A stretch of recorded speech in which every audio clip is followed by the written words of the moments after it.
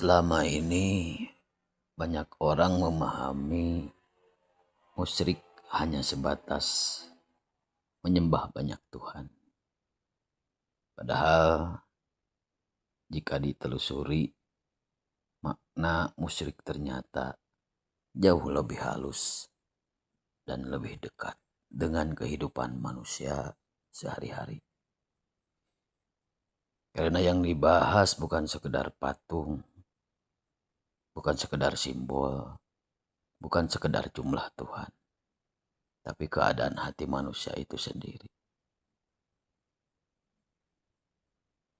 Musyrik tidak dimaknai sekedar menyekutukan Tuhan secara literal, namun lebih dekat pada istilah hati yang mendua. Seseorang bisa saja mengaku Tuhan saya satu, tapi hidupnya dipenuhi ego, dipenuhi kebencian, dipenuhi iri, dipenuhi konflik, dan dipenuhi rasa paling benar. Maka tanpa sadar, hatinya sebenarnya tidak tunggal. Lisannya bicara tentang Tuhan, tapi batinnya dipenuhi kepentingan dunia. Mulutnya bicara tauhid, tapi emosinya ingin menang sendiri. Statusnya bicara agama, tapi perilakunya melukai sesama. Musyrik bukan hanya karena beliau menyembah Tuhan yang satu, tetapi karena orientasi hidupnya tidak mendua. Hatinya tidak bercabang, tujuannya tidak terpecah, kesadarannya tidak dikendalikan ego. Dia tidak menjadikan kekuasaan sebagai Tuhan, tidak menjadikan hawa nafsu sebagai Tuhan, tidak menjadikan kelompok sebagai Tuhan, tidak juga menjadikan identitas sebagai Tuhan. Karena sesungguhnya manusia modern sering merasa sudah bertauhid, padahal hidupnya diam-diam menyembah banyak hal.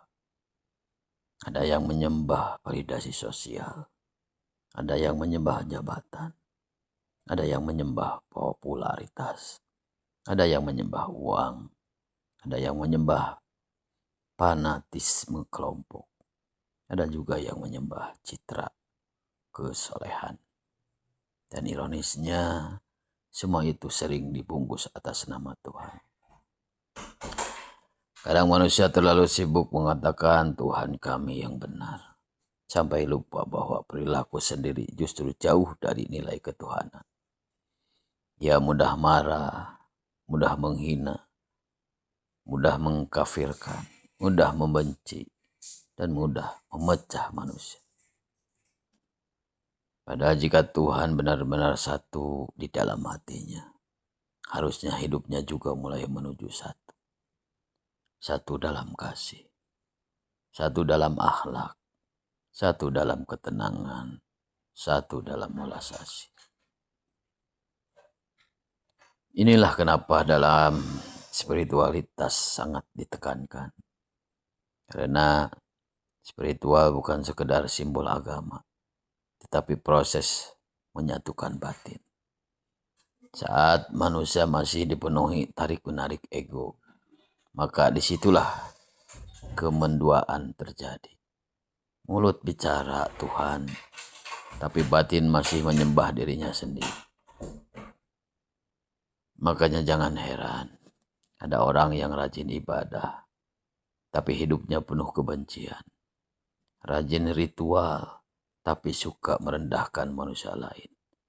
Rajin bicara agama, tapi tidak membawa kedamaian. Karena ternyata persoalannya bukan pada label, tetapi pada kesadaran. Mungkin disinilah manusia modern mulai perlu bercermin. Jangan-jangan yang paling sulit bukan mencari Tuhan, tetapi membersihkan ego yang selama ini diam-diam kita jadikan Tuhan kedua.